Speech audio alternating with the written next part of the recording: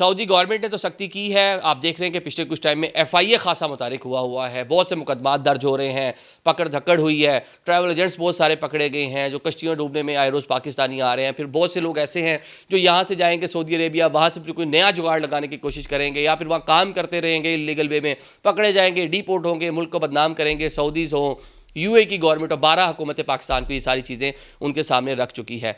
तो जनाब अब जो ये ट्रैवल एजेंट्स एसोसिएशन है इसने आज खुद ये फैसला किया कि जनाब हमने भेजना ही नहीं है।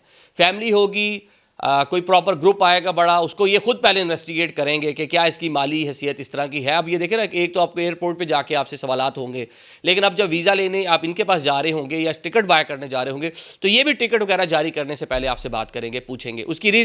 उसकी रीज़न ये है कि अगर किसी ट्रैवल एजेंट का जारी करदा टिकट या उसके थ्रू मिला हुआ वीज़ा जो उम्रे का होगा तो सऊदी अथॉरिटीज़ 25 लाख रुपए पाकिस्तानी जो है उनको जुर्माना करेंगे। अगर कोई बंदा ऐसा स्लिप हो गया वहाँ जाके, उसने जनाब 2 नंबरी कर दी, ओवरस्टे कर ली, कोई खातून गई हो बैगिंग में वहाँ मुलविस पाई गई, जब सारा इन्वेस्टिगेट करेंगे तो ट्रैवल एजेंट साहब की खैर नहीं है।